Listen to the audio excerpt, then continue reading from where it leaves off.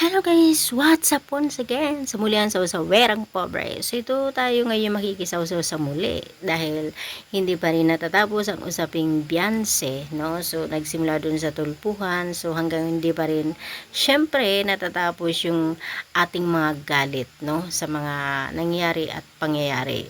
So ito na nga guys, so nung napanood ko yung yung video ni Kuya Jason or ni Binti Boy doon sa lula ni Casey. So, 'di ba? Napanood nyo naman siguro 'yon. So, kung paano sila na real talk ng lula ni Casey doon sa sitwasyon, no, sa ginawa ni Beyonce. So, ito na nga guys, no. So, kaya tayo naiirita kasi ganito.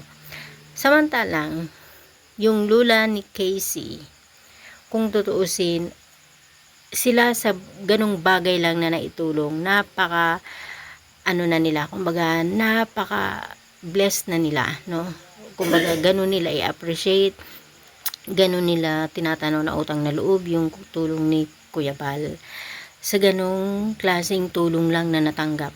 Walang gaanong sponsors, walang napakagandang bahay, kumbaga yung kung ano lang yung natanggap nila, so pinagpapasalamat na nila yun. Samantalang ito si Beyonce, talagang masasabi mo na sobra-sobra. Yung talagang sila yung nabiyayaan ng napakadaming biyaya na natanggap. Pero hindi pa rin makontento. 'Di ba? Yung parang napaka-ungrateful pa rin sa mga natanggap nilang blessings. Na talaga nga naman nakakagulat, no? Samantalang kadami-dami yung mga natulungan na hindi talaga pantay yung natanggap na blessing or natulong. Samantalang sila marunong makontento, marunong magpasalamat. So guys, kung napanood nyo yung video or yung vlog ni Jason doon kay Lula na Casey, 'di ba na real talk siya doon? 'Di ba? So kahit sila naapektuhan, kahit sila hindi makapaniwala sa ginawa ni Beyonce. So guys, kung mapanood 'yun, hindi na ako magdedetalye dito kasi alam ko din naman na napanood na ng lahat yun, kaso nga lang talaga doon mo marirealize or doon natin maikukumpara yung klase ng ng pamilyang Beyonce, no, kumpara mo sa lola ni Casey.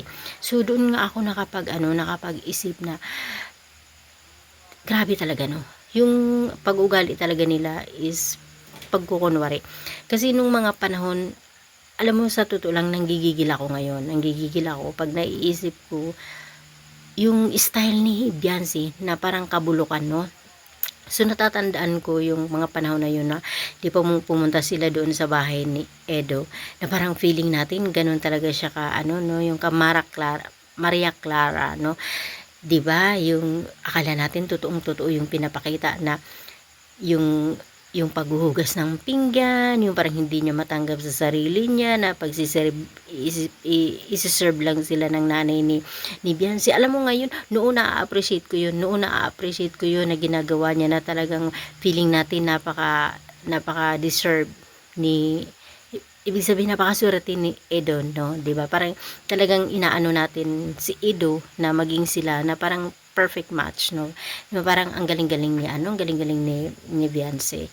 So ngayon, nung narinig ko yun na pinagdidiinan niya si Edo na may ginawang gano'n, no, as in talagang gulat na gulat ako na parang mapapaganon ka talaga, no, na parang hindi mo maano ba, parang hindi mo matanggap ngayon yung mga lumalabas sa bibig niya, na samantalang nung mga panahon na yun na akala mo talaga totoong totoo siya, tapos ngayon ganito yung mga maririnig mo sa labas na, 'di ba, nung nasa tulpo na pinagdidiinan niya talaga yung ginawa ni Edo, na samantalang alam natin yung kung paano si Edo nagsakripisyo para sa kanya, 'di ba? Napaka ungrateful talaga. Tapos may napanood ako na short video ni Beyonce na inamin niya doon na talagang nagkagusto siya kay Edo, 'di ba? Tapos ngayong ganito niya palilitawin na napakasama ni Edo para sa kanya. 'Di ba, ang pagkabastusan nun. So sobrang nakaka-shocking yun, sobrang nakakagulat talaga yung mga pinagsasabi niya ngayon na talagang para sa akin hindi na makatotohanan yun, parang kasinungalingan na, o sabihin pa natin na ganun. Inong mga panahon na yun na porket walang-wala pa siya, halimbawa man totoo, pero syempre hindi tayo maniniwala na totoo. Halimbawa ng mga panahon na yun na nangyayari na yung mga bagay na yun. So, ibig sabihin, pinagtitiisan nila yun kasi kailangan pa nila may matanggap. 'Di ba? Yung alam, kumbaga tinitiis nila yun dahil sa mga tulong, tinitiis nila yun dahil sa pera.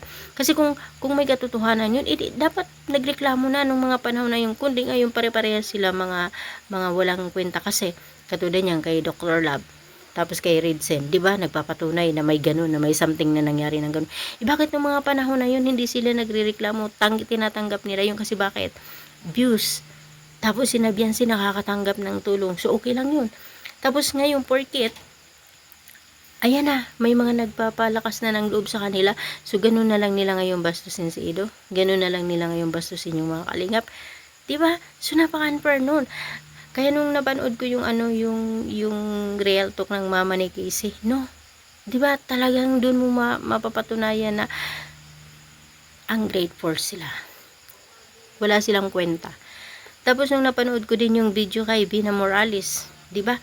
Napakaganda ng sinabi ni Vina Morales. Samantalang ngayon si Vina Morales, makita naman natin ang sitwasyon kung ikukumpara si Beyonce, si Casey, si Vina. Sino yung super blessed? 'Di ba? Si Beyonce. Samantalang ito na mga talagang kunti lang mga natatanggap na tulong, marunong talaga magpasalamat, marunong talaga i-appreciate yung natanggap nila. Ang gaganda ng mga sinabi nila. Samantalang ito na super talaga yung blessing na talagang unexpected, na talagang makikita natin na talagang sila yung blessed sa buhay. Tapos ganun pa magsalita. Napaka-ungrateful, diba? So ngayon mo talaga mapapatunay. Alam mo nung mga panahon na yun talagang na-appreciate natin yung kapaitan niya, parang maraklara siya, diba? Alam mo yung talagang gigil na ako, no? Yung napaka bastos talaga, na hindi man lang na-control, no, na parang hindi man lang sumagi kahit kunti sa isip nila na magpasalamat. Talagang ang gusto na nila ngayon manira na parang kasinungalingan naman, na parang feeling naman nila hindi tayo nanonood, parang feeling naman nila maluloko nila tayong lahat, di ba? So hindi nila tayo maluloko, kundi mga bastos lang talaga ang pagkatao nila, kaya naging ganun. Pare-pareha sila, di ba? Magnanay, magtatay. Beyonce, di ba nakita natin dati kung paano sila manikluhod, paano sila magpasalamat, paano sila naakala mo babait-bait, hindi, grabe magpasalamat kasi binago yung buhay nila. Tapos ngayon ganito na yung mga nangyayari, no? So ngayon talaga sana naman si Kuya Bal manindigan. Manindigan siya doon sa pagrereklamo sa barangay. Kung ako talaga, no, dapat wala nang ando na yung pagpapatawad. Pero naman dapat mabigyan ng leksyon. Maibalik naman sa kanila yung hinahanap nila, 'di ba? So naghahanap sila ng gulo. So dapat matanggap nila yung gulo na yun. Hindi yung ang matatanggap pa nila is kapatawaran, ang matatanggap pa nila is kaayusan sa mga nangyayari, 'di ba? So napaka-unfair na rin nun. So ako talaga ngayon sa nangyayari, gigil na gigil talaga ako. Yung parang lahat na bura sa sa mga ibig sabihin sa sarili ko, yung feeling natin ang bait-bait niya. Tapos naalala ko noon na parang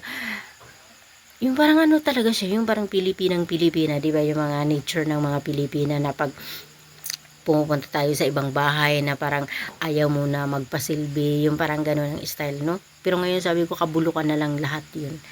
No, napaka talaga nila ngayon, napaka walang hiya. So, sana naman, kung ako kay Kuya Bal, turuan ng leksyon. So, ibigay ang nararapat. Para naman hindi na pamarisan, 'di ba? Hindi na tularan ng mga iba. Although alam naman natin na parang sila lang siguro yung may pinakamasamang ugali na nakita natin sa mga beneficiaries, no, na tinulungan. So sana talaga maibalik sa kanila kung ano yung deserve nila, 'di ba? Kung ano yung deserve nila na consequence doon sa ginawa nila. So yun lang guys. So ako talaga yung gigigil hanggang ngayon, kaya hindi ko pa rin talaga matiis na hindi magkomento. So yun guys, thank you nga pala sa mga pagsuporta, thank you sa mga pag-subscribe, And thank you for watching. So hanggang dito na lang guys. Tabu!